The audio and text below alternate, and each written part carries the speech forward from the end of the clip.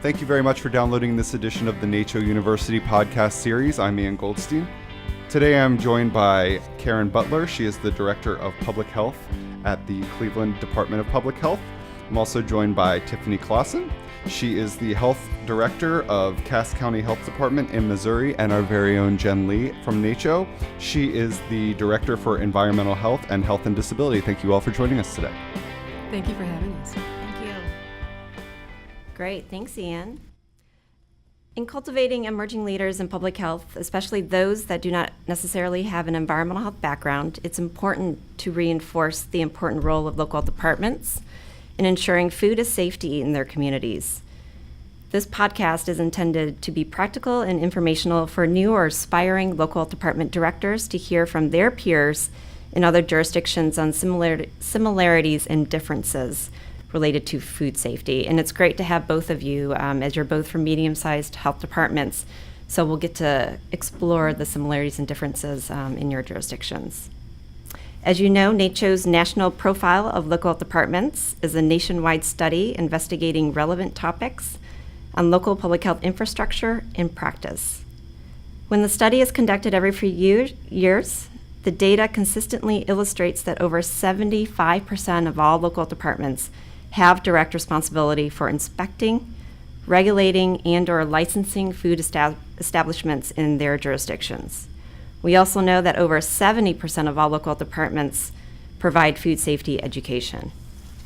So on that note, Karen and Tiffany, can you each briefly describe the various food safety activities that your agency performs on a regular basis? Sure. The Cleveland Department of Public Health is charged with performing routine inspections in a variety of venues that include food service operations and food retail establishments, mobile as well as temporary food service and retail operations, food vending establishments, farmers markets, and community-supported agriculture, and even micro markets, which really involves retail establishments that have displays that are less than 250 linear feet.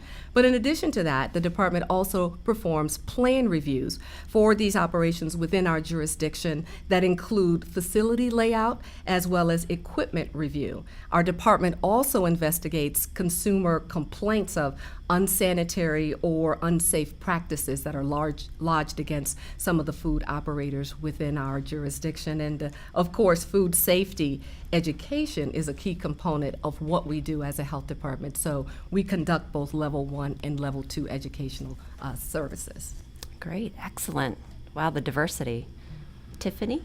The food safety activities that the Cass County Health Department performs on a regular basis are all types of inspections.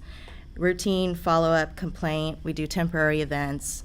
We also look at farmers markets, plan reviews for new establishments. We also have a requirement for food handler training in our county.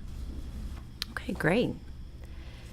Now, if you could have additional resources to supplement your food safety program, how would you strengthen or expand your program? So if additional resources were available, I'd commit them to both staffing and training in an effort to further strengthen our food service program. With so many local health departments that are faced with the challenge of meeting the state mandated inspections along with limited staffing resources, that would be my priority. And I would take the opportunity as well to ensure that my staff had the opportunity to actually participate in specialized training in food inspections. In that way, it provides them with an opportunity to make even better informed decisions as it relates to inspecting food service operations. Great, thanks. It's interesting how we come from different areas, but we have the same needs. Also, the same would be for Cass County, that if I could have additional resources, I would want more staff. Currently, we have a staff of 2 to do all of our county, and according to the Standard 8 of the FDA Retail Food Program, we should actually have 6 inspectors. Yeah. We've always concentrated on getting the number of inspections done, not so much the quality of them. So I would like to change that to quality, not quantity. Okay, yeah. We've heard that from many jurisdictions nationwide, that if they had additional resources, additional staff would be their top priority. Absolutely, and then it would allow us to make sure that our caseloads were maintained at a feasible level that really allows us to not only complete those inspections, but to really focus in upon quality, as you mentioned. Yeah, just getting out there and doing the inspection, but not having a chance to actually educate them while you're there, which is what our role is primarily, is educators, not regulators. Right. Would be priceless. Okay, great, excellent. So in thinking about the local department role in food safety, how would you characterize your agency's role in ensuring that food is safety in your community? So I would say that the role of our health department in ensuring that food is safe is really vital to the health of the community. The role that we play in preventing foodborne illness is really crucial. And it also allows us then to effectively educate and train our stakeholders about the risks that are contributing to foodborne illness. And moreover, I'd like to liken our role to that of perhaps a first responder. So in many ways, they take a situation that is serious and prevent it from becoming even worse. And so to that end, I see our health departments as serving as the first line of defense when you consider the fact that we provide knowledge-based inspections along with informed decision-making, all with the intent of guarding the community's health and our food safety. So in that regard, the role of the health department is really bound to educating our stakeholders, being cognizant of our role as public servants, and also making sure that we carry out our pledge to protect the public's health. And since there are no shortcuts in food safety, the role of the health department as a food safety leader in the community cannot be understated. For Cass County, I'd characterize the role of food safety as the most important function that the health department does. It's the one program that no matter your age or income, you benefit from it, whether you know it or not. Everyone has to eat, whether it's from eating out or getting groceries and going home and fixing a meal. They use public health in that way. So from my experience, I'm a little biased, so I think the food safety program is the most important. Excellent. All right, so now we've been talking a little bit about the prevention side of food safety, so let's talk about the other spectrum of food safety, which is the response side. Local departments are also the front line in investigating consumer complaints of foodborne illness and in conducting environmental investigations, not regulatory inspections, in the setting of suspected or known outbreaks, in collecting food samples, interviewing workers, etc. Can you characterize your agency's involvement with some of these activities? Well, at the Cleveland Department of Public Health, we're very actively involved in those activities. We have epidemiologists from our Division of Environment who actually work in tandem with our health sanitarians from our Division of Environment. And they have been able to form a collaboration because their focus points are so much in alignment that enables us to really fulfill this core function of our health department. So we're actually very much engaged in that. The same for Cass County. We have such a small staff that our environmental and our EPIs work together almost on a daily basis. We haven't had to really respond to an outbreak in one of our food establishments to this date, but we do respond to complaints. Whether some are founded or not, we still respond to them. Yeah, absolutely. Yeah. All right, great. Now, through a recent NACCHO survey on how budget cuts have impacted environmental health services at local departments, some local departments have reduced the frequency of food safety inspections per food establishment per year. Are you also experiencing similar challenges? In Cleveland, we are experiencing those challenges as well, but the inspection frequency of our food service operations and retail food establishments is pretty much defined by our Ohio law, and it's detailed under the rules of our Ohio Uniform Food Safety Code. And to date, neither one of our oversight organizations such as the Ohio Department of Health or the Ohio Department of Agriculture have really prompted or promoted a reduction in the number of food safety inspections that are provided, and neither do we. So unfortunately, some jurisdictions, though, have been confronted by this threat to public health, and unfortunately, there have been significant consequences as a result, not only for the health departments themselves, but for the communities that they serve, because that type of reduction potentially means that the communities might be more susceptible to foodborne illnesses because, again, the service operators or the retail food establishments might possibly not receive the necessary surveillance, guidance, or education that's administered by our health sanitarians. But in Cleveland, we're very fortunate in that our health department has not been impacted to the extent that we have to reduce our inspection frequencies because, again, we know the consequences that could accompany that practice. Great, thanks. In Cass County, we have seen a decrease in funding from the state level, but we do charge fees for a lot of our services under that program, so that's been able to sustain our frequency as we always have. Missouri, as a state, has actually decreased their requirements for frequency, but in Cass County, we felt it was important to maintain our level of protection. Okay. So I guess in kind of thinking about challenges, what other areas of your food safety program are you struggling with? And we alluded to it a little bit earlier, but staffing continues to be a major challenge that not only we have, but I'm sure a lot of other health departments and other jurisdictions face that as well. Now, our staff, as we presently have it constituted, does a very effective job in ensuring that our state-mandated inspections are completed within the established time frame. But sometimes it's that educational component that unfortunately has to go on the back burner. We don't do as many of the education sessions that we would like to, and that's based upon the limitations of our staffing configurations. Well, same here. Besides the lack of staff, what we're struggling with right now is the ongoing changes in the food industry.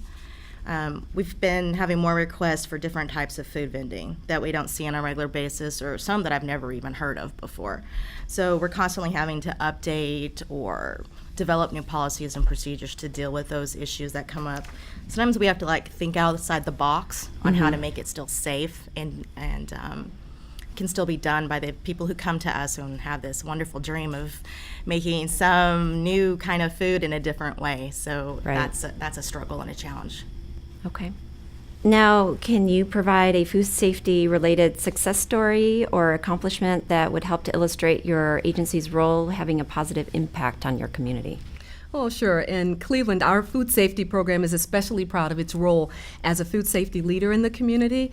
And so, to this end, we developed a food safety scholarship program 2 years ago as a method of giving back to the community stakeholders. So the scholarship program has experienced tremendous success and was very well received by our retail food operators that allowed them to attend our nationally recognized Serve Safe course free and at no charge. So we're looking at over $150, Wow. in terms of participation in that. And so really the scholarship program is just one of the ways that our health department is giving back. And it also recognizes that, while we ask a lot of our food service operators, from paying our licensing fees to staying informed about the most current food safety information and trends. And so we developed this scholarship program in an earnest way to let them know that we are committed to the success of their operations as well. And with this in mind, we encourage them to continue to do the good work that they do and kind of look forward to the scholarship maybe as an incentive to do even better. Wow, that's great. An accomplishment that the Cass County Health Department has had that has had a positive impact on the community is that we have an agreement now in the Kansas City metro area with all of the health departments to honor and recognize each other's food handler cards.